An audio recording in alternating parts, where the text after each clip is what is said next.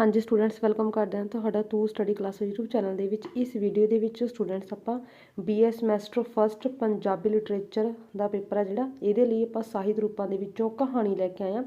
ਤੇ ਸਟੂਡੈਂਟਸ ਇਹ ਵਾਲੀ video Punjabi university Patiala, Punjab university Chandigarh, ਠੀਕ ਹੈ, ਦੋਨਾਂ ਯੂਨੀਵਰਸਿਟੀ ਦੇ ਸਟੂਡੈਂਟਸ ਦੇ ਲਈ ਹੈ, ਜਿਹਦੇ ਵਿੱਚ ਆਪਾਂ ਕਰਾਂਗੇ ਕਹਾਣੀ ਕੀ ਹੁੰਦੀ ਹੈ। ठीक है, कहानी की है, ਜਾਂ ਇਹਦੇ ਲੱਛਣ ਲਿਖੋ, ਜਾਂ ਨਿੱਕੀ ਕਹਾਣੀ ਕੀ ਹੁੰਦੀ ਹੈ, ਇਹਦੇ ਗੁਣ ਲਿਖੋ, ਲੱਛਣ ਲਿਖੋ, ਇਹਦੀ ਪ੍ਰਕਿਰਤੀ ਲਿਖੋ।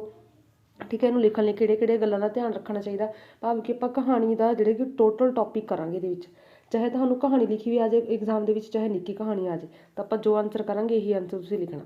ਹਾਂਜੀ, ਪੱਛਮੀ ਆਲੋਚਕਾਂ ਨੇ ਜਿਹੜੇ ਕਿ ਨਿੱਕੀ ਕਹਾਣੀ ਜਾਂ ਕਹਾਣੀ ਦੇ ਸਰੂਪ ਨੂੰ ਜਿਹੜੇ ਕਿ ਬਿਆਨ ਕਰਨ ਦੀ ਕੋਸ਼ਿਸ਼ ਕੀਤੀ ਹੈ, ਤਾਂ ਉਹ ਕਹਿੰਦੇ ਨੇ ਕਿ ਕਹਾਣੀਆਂ ਜਿਹੜੀ ਕਿ ਘੋੜ ਦੌੜ, ਭਾਵ ਕਿ ਜਿਵੇਂ ਘੋੜਾ ਦੌੜਦਾ ਜਾਂਦਾ, ਉਵੇਂ ਹੀ ਜਿਹੜੀ ਕਹਾਣੀਆਂ ਘੋੜੇ ਦੀ ਤਰ੍ਹਾਂ ਤੇਜ਼ ਦੌੜ ਕੇ ਜਿਹੜੀ ਕਿ ਆਪਣੇ ਅੰਤ ਕਰਦੀ ਹੈ ਕਹਾਣੀ। ਠੀਕ ਹੈ, ਟੌਪਿਕ ਦਾ। ਅਤੇ ਜਿਸ ਤਰ੍ਹਾਂ ਘੋੜ ਦੌੜ ਦਾ ਆਦਿ ਅਤੇ ਅੰਤ ਬਹੁਤ ਮਹੱਤਵ ਰੱਖਦਾ, ਤਾਂ ਉਵੇਂ ਹੀ ਕਹਾਣੀ ਦਾ ਸ਼ੁਰੂ ਆਦਿ, ਭਾਵ ਕਿ ਸ਼ੁਰੂਆਤ, ਅਤੇ ਅੰਤ ਐਂਡਿੰਗ, ਠੀਕ ਹੈ, ਬਹੁਤ ਵਿਸ਼ੇਸ਼ ਮਹੱਤਵ ਰੱਖਦਾ। ਅਤੇ ਐਡਗਰ ਐਲਨ ਪੋ ਇਹ ਕਹਿੰਦਾ ਕਿ ਕਹਾਣੀ ਅਜਿਹੀ ਨਿੱਕੀ ਰਚਨਾ ਜਿਸ ਨੂੰ ਇੱਕੋ ਬੈਠਕ ਵਿੱਚ ਪੜ੍ਹਿਆ ਜਾ ਸਕੇ ਅਤੇ ਪਾਠਕਾਂ ਉੱਤੇ ਆਪਣਾ ਤਿੱਖਾ ਪ੍ਰਭਾਵ ਪਾ ਸਕੇ।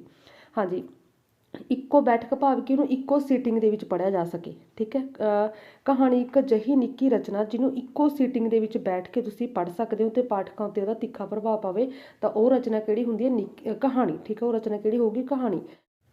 ਹਾਂਜੀ, ਇੱਕੋ ਸਿਟਿੰਗ ਭਾਵ ਕਿ ਤੁਸੀਂ ਇੱਕ ਵਾਰ ਬੈਠ ਕੇ ਜਿਹੜੇ ਕਿ ਉਹਨੂੰ ਪੜ੍ਹ ਕੇ ਹੀ ਉੱਠੋ, ਤਾਂ ਉਹ ਹੁੰਦੀ ਹੈ ਇੱਕੋ ਬੈਠਕ, ਇੱਕੋ ਸਿਟਿੰਗ। ਠੀਕ ਹੈ, ਇੱਕੋ ਸਿਟਿੰਗ ਦੇ ਵਿੱਚ ਬੈਠ ਕੇ ਤੁਸੀਂ ਜਦੋਂ ਕਿਸੇ ਰਚਨਾ ਨੂੰ ਪੜ੍ਹਦੇ ਹੋ ਤਾਂ ਉਹ ਕਿਹੜੀ ਹੁੰਦੀ ਹੈ? ਕਹਾਣੀ। ਠੀਕ ਹੈ, ਅਤੇ ਇਹ ਆਪਾਂ ਨਿੱਕੀ ਕਹਾਣੀ ਨੂੰ ਜਿਹੜੇ ਕਿ ਆਪਾਂ ਕਹਿ ਸਕਦੇ ਕਿ ਇਹ ਭਾਵਕ ਹੁੰਦੀ ਆ, ਭਾਵਕ ਵਰਣਨ ਹੁੰਦੇ, ਇਹਦੇ ਵਿੱਚ ਫੀਲਿੰਗਸ ਦੇ ਨਾਲ ਅਟੈਚ ਹੁੰਦੀ ਹੈ ਇਹ। ਅਤੇ ਨਿੱਕੀ ਕਹਾਣੀ ਦੇ ਗੁਣ ਕਿਹੜੇ ਹੁੰਦੇ ਨੇ?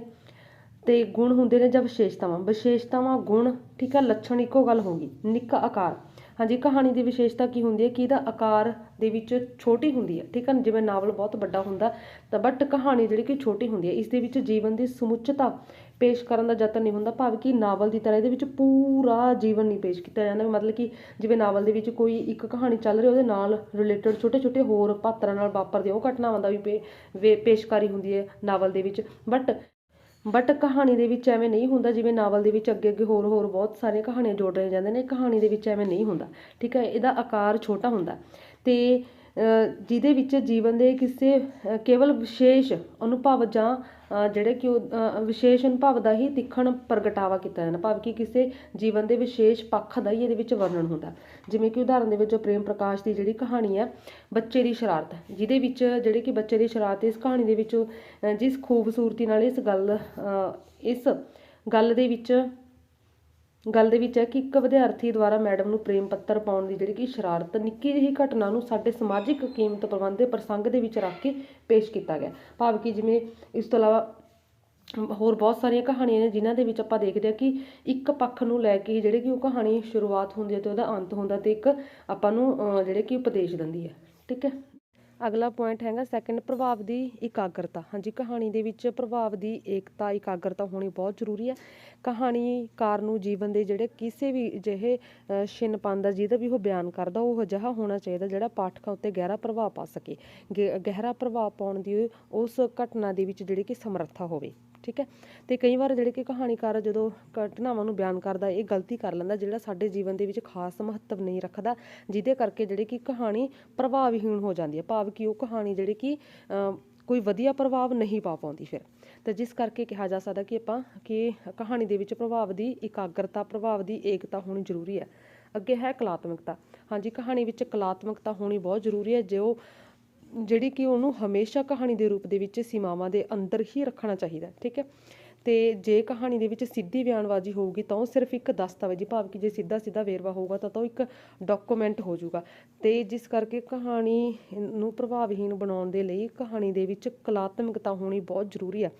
ਕਹਾਣੀ ਨੂੰ ਬਿਆਨ ਕਰਨ ਦਾ ਢੰਗ, ਕਹਾਣੀ ਦੇ ਵਿੱਚ ਢੁਕਵੇਂ ਸ਼ਬਦ ਹੋਣੇ ਬਹੁਤ ਜ਼ਰੂਰੀ ਨੇ। ਅੱਗੇ ਹੈ ਰੋਚਕਤਾ। ਹਾਂਜੀ, ਕਹਾਣੀ ਦੇ ਵਿੱਚ ਰੋਚਕਤਾ, ਇੰਟਰਸਟ ਪੈਦਾ ਕਰਨ ਵਾਲੇ ਜਿਹੜੇ ਕਿ ਤੱਤ ਹੋਣੇ ਚਾਹੀਦੇ ਨੇ। ਕਹਾਣੀ ਇੱਕ ਰੋਚਕ ਹੋਣੀ ਬਹੁਤ ਜ਼ਰੂਰੀ ਹੈ। ਰੋਚਕਤਾ ਤੋਂ ਬਗੈਰ ਤਾਂ ਜਿਹੜੇ ਕਿ ਸਾਹਿਤ ਰਚਨਾ ਬਹੁਤ ਫਿੱਕੀ ਹੋ ਜਾਂਦੀ ਹੈ। ਠੀਕ ਹੈ, ਭਾਵ ਕਿ ਜੇ ਰੋਚਕਤਾ ਨਹੀਂ ਹੋਊਗੀ ਤਾਂ ਪੜ੍ਹਨ ਵਾਲੇ ਨੂੰ ਜਿਹੜੀ ਕਿ ਉਹਦੇ ਵਿੱਚ ਇੰਟਰਸਟ ਹੀ ਨਹੀਂ ਆਊਗਾ। ਤਾਂ ਇੰਟਰਸਟ ਕ੍ਰੀਏਟ ਕਰਨ ਦੇ ਲਈ ਉਹਦਾ ਕਹਾਣੀ ਦੇ ਵਿੱਚ ਰੋਚਕਤਾ ਹੋਣਾ ਬਹੁਤ ਜ਼ਰੂਰੀ ਹੈ। ਤਾਂ ਅਗਲਾ ਹੈਡਿੰਗ ਦੇਖਦੇ ਆਪਾਂ ਗਤੀਸ਼ੀਲਤਾ। ਹਾਂਜੀ, ਕਹਾਣੀ ਦੇ ਵਿੱਚ ਗਤੀਸ਼ੀਲਤਾ ਦਾ ਵੀ ਵਿਸ਼ੇਸ਼ ਗੁਣ ਹੁੰਦਾ। ਕਹਾਣੀ ਦੀ ਚਾਲ ਨਾਵਲ ਦੀ ਤਰ੍ਹਾਂ ਸੁਸਤ ਨਹੀਂ ਹੋਣੀ ਚਾਹੀਦੀ, ਬਲਕਿ ਤੇਜ਼ ਹੋਣੀ ਚਾਹੀਦੀ ਹੈ। ਤੇਜ਼ੀ ਦੇ ਨਾਲ ਜਿਹੜੇ ਕਿ ਘਟਨਾਵਾਂ ਅੱਗੇ ਅੱਗੇ ਵਧਣੀਆਂ ਚਾਹੀਦੀਆਂ ਨੇ। ਠੀਕ ਹੈ, ਕਹਾਣੀ ਦੇ ਵਿੱਚ ਕੋਈ ਇੱਕ ਘਟਨਾ ਨੂੰ ਲਮਕਾ ਕੇ ਨਹੀਂ ਬਿਆਨ ਕਰਨਾ ਚਾਹੀਦਾ, ਜਿਵੇਂ ਨਾਵਲ ਦੇ ਵਿੱਚ ਹੁੰਦਾ। ਕੋਈ ਇੱਕ ਘਟਨਾ ਨੂੰ ਬਿਆਨ ਕਰ ਰਹੇ ਹੁੰਦੇ, ਨਾਲ ਦੀ ਨਾਲ ਫਿਰ ਕੋਈ ਹੋਰ ਘਟਨਾ ਸ਼ੁਰੂ ਹੋ ਜਾਂਦੀ ਆ, ਤਾਂ ਉਹਨੂੰ ਭਾਵ ਕਿ ਜਿਹੜਾ ਉਹਦਾ ਕਥਾਨਕ ਉਹਨੂੰ ਲਮਕਾਇਆ ਜਾਂਦਾ। ਬਟ ਕਹਾਣੀ ਦੇ ਵਿੱਚ ਐਵੇਂ ਨਹੀਂ ਹੋਣਾ ਚਾਹੀਦਾ। ਇਹਦੇ ਨਾਲ ਜਿਹੜੀ ਕਿ ਕਹਾਣੀ ਫਿਰ ਫਿੱਕੀ ਜਾਂ ਬੇਰਸੀ ਹੋ ਜੂਗੀ ਜੇ ਕਹਾਣੀ ਦੇ ਕਥਾਨਕ ਨੂੰ ਲਮਕਾਇਆ ਜਾਊਗਾ। ਠੀਕ ਹੈ, ਅੱਗੇ ਹੈ ਨਿੱਕੀ ਕਹਾਣੀ ਦੇ ਤੱਤ ਕਿਹੜੇ ਕਿਹੜੇ ਨੇ, ਜਾਂ ਨਿੱਕੀ ਕਹਾਣੀ ਜਾਂ ਕਹਾਣੀ ਇੱਕੋ ਗੱਲ ਆ। ਠੀਕ ਹੈ, ਕਨਫਿਊਜ਼ ਨਹੀਂ ਹੋਣਾ, ਚਾਹੇ ਤੁਹਾਨੂੰ ਨਿੱਕੀ ਕਹਾਣੀ ਆ ਜਾਏ ਚਾਹੇ ਤੁਹਾਨੂੰ ਕਹਾਣੀ ਆ ਜੀ, ਇੱਕੋ ਗੱਲ ਆ। ਇਹਦੇ 6 ਤੱਤ ਨੇ।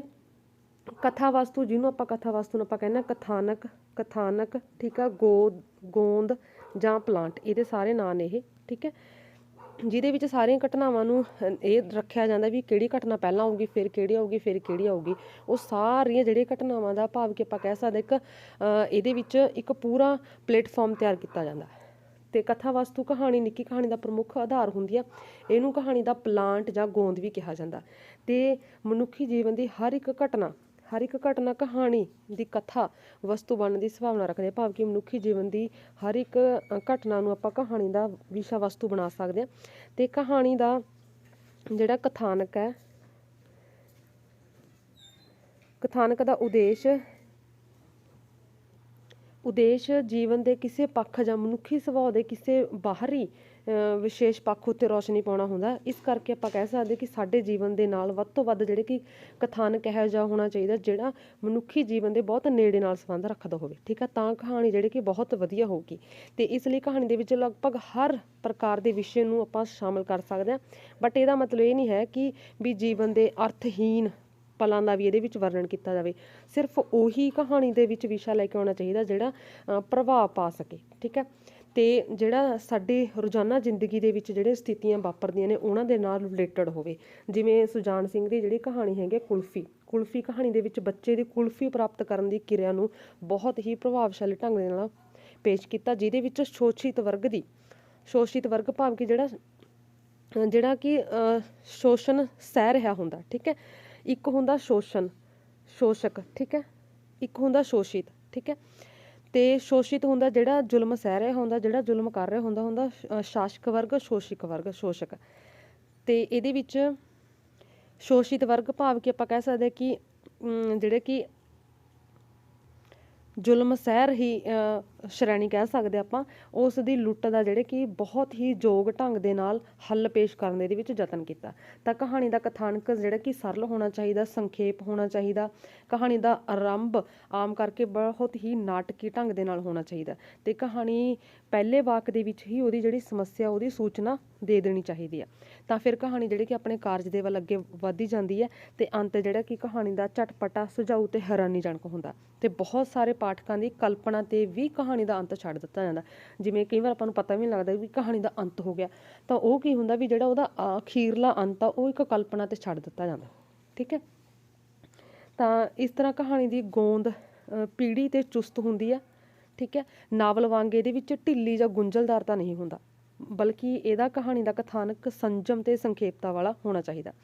ਅੱਗੇ ਹੈਗਾ ਪਾਤਰ ਚਿੱਤਰਨ ਭਾਵ ਕਿ ਇਹਦੇ ਵਿੱਚ ਪਾਤਰ ਉਸਾਰੀ। ਹਾਂਜੀ, ਇਹ ਮਹੱਤਵਪੂਰਨ ਰੋਲ ਅਦਾ ਕਰਦੇ ਨੇ, ਕਿਉਂਕਿ ਕਹਾਣੀ ਦੇ ਵਿੱਚ ਜਿਹੜੀਆਂ ਘਟਨਾਵਾਂ ਨੇ ਉਹਨਾਂ ਦੀ ਪੇਸ਼ਕਾਰੀ ਸਿਰਫ ਆਪਣੇ ਆਪ ਨਹੀਂ ਹੋ ਸਕਦੀ।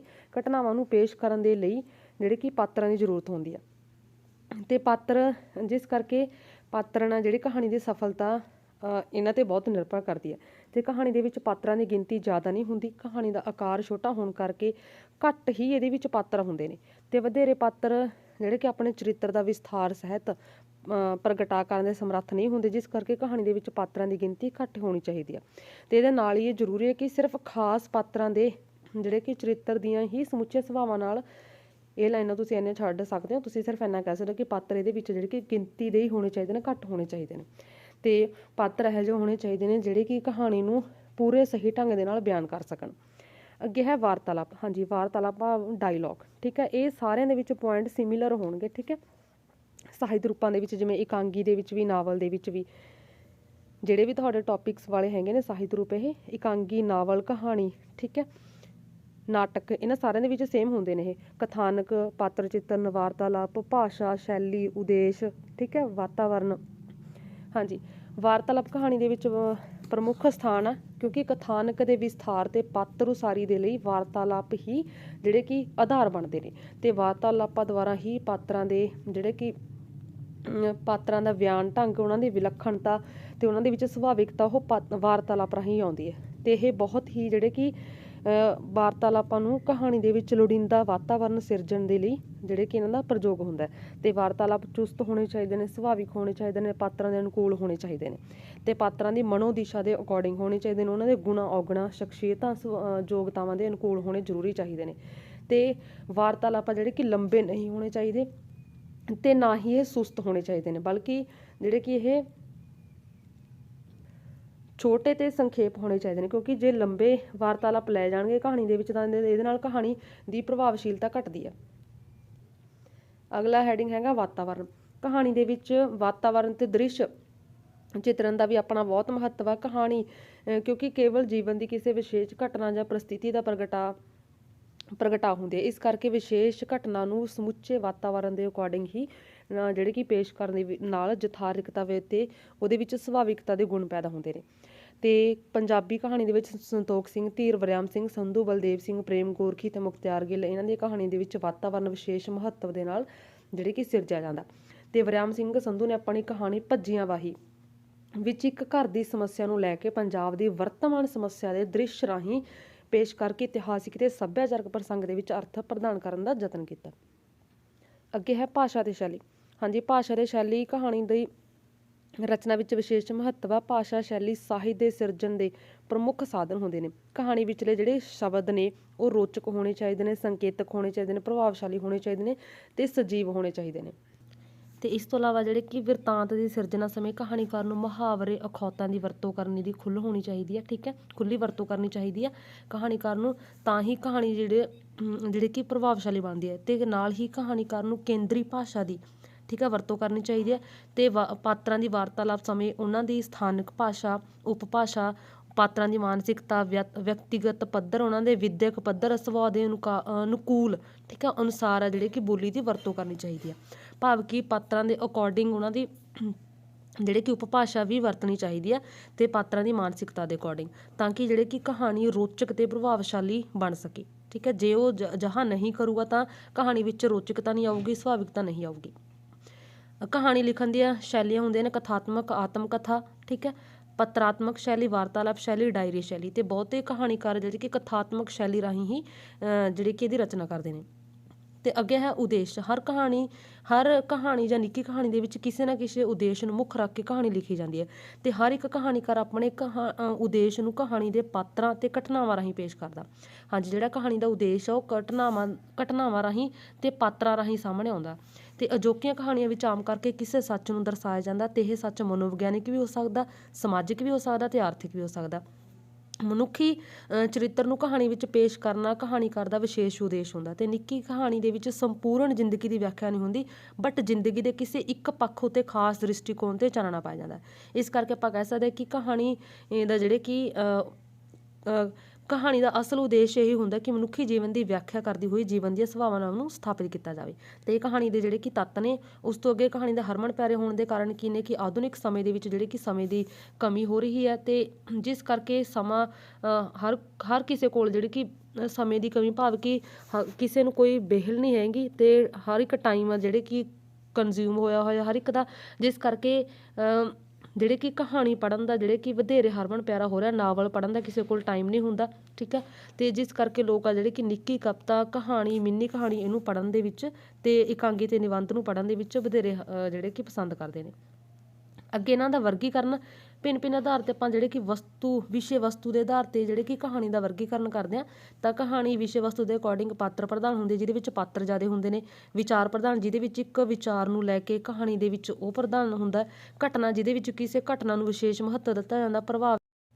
ਅੱਗੇ ਹੈ ਭਾਵ ਪ੍ਰਧਾਨ। ਫੀਲਿੰਗਸ ਪ੍ਰਧਾਨ ਹੁੰਦਾ ਕਈ ਵਾਰ ਕਹਾਣੀ ਦਾ ਵਿਸ਼ਾ, ਠੀਕ ਹੈ। ਕਲਪਨਾ ਪ੍ਰਧਾਨ ਤੇ ਕਈ ਵਾਰ ਕਲਪਨਾ ਦੇ ਆਧਾਰ ਤੇ ਹੁੰਦਾ। ਤੇ ਹਾਸ ਰਸ ਕਈ ਵਾਰ ਕਹਾਣੀ ਦਾ ਜਿਹੜੇ ਕਿ ਆਧਾਰ ਹਾਸ ਰਸ ਹੁੰਦਾ ਤੇ ਕਈ ਵਾਰ ਕਾਵਿਆਤਮਕ ਹੁੰਦਾ ਤੇ ਕਈ ਵਾਰ ਪ੍ਰਤੀਕਾਤਮਕ ਹੁੰਦਾ। ਤੇ ਨੈਕਸਟ ਆਪਾਂ ਦੇਖਦੇ ਹਾਂ ਅੱਗੇ ਵਰਗੀਕਰਨ ਇਹਦਾ ਸ਼ੈਲੀ ਦੇ ਆਧਾਰ ਤੇ। ਇਹ ਸ਼ੈਲੀ ਦੇ ਆਧਾਰ ਤੇ 5 ਨੇ। ਉੱਤਮ ਪੁਰਖ, ਅਨਿਆ ਪੁਰਖ, ਪद्धਤੀ ਦੇ ਵਿੱਚ ਲਿਖੀ ਗਈ ਕਹਾਣੀ ਵਾਰਤਾਲਾਪ। ਬਟ ਵੈਸੇ ਤੁਹਾਨੂੰ ਕੁਐਸਚਨ ਆ ਜਿਹੜੀ ਕਿ ਇਹੀ ਆਉਂਦਾ ਹੁੰਦਾ ਕਿ ਕਹਾਣੀ ਕੀ ਹੈ, ਠੀਕ ਹੈ, ਕਹਾਣੀ ਦੇ ਤੱਤ ਲਿਖੋ, ਤਾਂ ਜਿਹੜਾ ਆਪਾਂ ਟੌਪਿਕ ਕਰ ਚੁੱਕੇ ਹਾਂ। ਅਗਰ ਇਹ ਸ਼ਾਰਟ ਕੁਐਸਚਨ ਦੇ ਵਿੱਚ ਆ ਜਾਣਾ ਤਾਂ ਤੁਹਾਡਾ ਜਿਹੜੇ ਕਿ ਫਾਇਦਾ ਹੁੰਦਾ। ਵਿਸ਼ੇ ਦੇ ਆਧਾਰ 'ਤੇ ਧਾਰਮਿਕ ਕਹਾਣੀ ਹੋ ਸਕਦੀ ਹੈ, ਸਮਾਜਿਕ ਹੋ ਸਕਦਾ ਹੈ, ਰਾਜਨੀਤਿਕ, ਇਤਿਹਾਸਿਕ ਅਤੇ ਵਿਗਿਆਨਿਕ। ਅਤੇ ਉਦੇਸ਼ ਦੇ ਆਧਾਰ 'ਤੇ ਆਦਰਸ਼ਾਤਮਕ ਰਚਨਾ ਦੇ ਉਦੇਸ਼ ਦੇ ਆਧਾਰ 'ਤੇ ਆਦਰਸ਼ਾਤਮਕ, ਯਥਾਰਥਮਕ, ਆਦਰਸ਼ਮੁਖੀ, ਯਥਾਰਥਵਾਦੀ। ਅਤੇ ਸਰੂਪ ਦੇ ਆਧਾਰ 'ਤੇ ਨਿਰਮਾਣਕਾਲੀਨ, ਪ੍ਰਯੋਗਕਾਲੀਨ, ਵਿਕਾਸਕਾਲੀਨ, ਉੱਨਤਕਾਲੀਨ, ਠੀਕ ਹੈ। ਬਟ ਤੁਸੀਂ ਇੰਨਾ ਕੁ ਯਾਦ ਰੱਖੋ ਕਿ ਵਿਸ਼ੇ ਦੇ ਆਧਾਰ 'ਤੇ, ਸ਼ੈਲੀ ਦੇ ਆਧਾਰ 'ਤੇ ਅਤੇ ਇਹ ਜਿਹੜੇ ਕਿ ਵਿਸ਼ੇ ਵਸਤੂ ਦੇ ਆਧਾਰ 'ਤੇ। ਅਤੇ ਕਹਾਣੀ ਵਾਲੇ ਟੌਪਿਕ ਦੇ ਵਿੱਚ ਤੁਸੀਂ ਇਹਦੀ ਪਰਿਭਾਸ਼ਾ ਦੇਣ ਤੋਂ ਬਾਅਦ ਕਹਾਣੀ ਦੇ ਗੁਣ ਲਿਖ ਸਕਦੇ ਹੋ। ਸਭ ਤੋਂ ਵੱਧ ਹੈਡਿੰਗ ਯਾਦ ਹੋਣੇ ਚਾਹੀਦੇ ਨੇ। ਨਿੱਕਾਕਾਰ ਪ੍ਰਭਾਵ ਦੀ ਇਕਾਗਰਤਾ, ਕਲਾਤਮਕਤਾ, ਰੋਚਕਤਾ, ਗਤੀਸ਼ੀਲਤਾ। ਫਿਰ ਇਹਦੇ ਤੱਤ, ਕਥਾ ਵਸਤੂ 6 ਤੱਤ ਨੇ। ਕਥਾ ਵਸਤੂ ਮੀਨਸ ਕਥਾਨਕ, ਪਲਾਂਟ, ਠੀਕ ਹੈ, ਗੋਂਦ। ਫਿਰ ਸੈਕਿੰਡ ਪਾਤਰ ਚਿੱਤਰਨ, ਥਰਡ ਵਾਰਤਾਲਾਪ, ਫੋਰਥ ਵਾਤਾਵਰਨ, ਫਿਫਥ ਭਾਸ਼ਾ ਅਤੇ ਸ਼ੈਲੀ, ਅਤੇ ਨੰਬਰ ਜੇ 6th ਆ ਜਾਊਗਾ ਉਦੇਸ਼, ਠੀਕ ਹੈ। ਇਹਦੇ ਜਿਹੜੇ ਕਿ ਕਹਾਣੀ ਦੇ ਤੱਤ ਹੋ ਗਏ।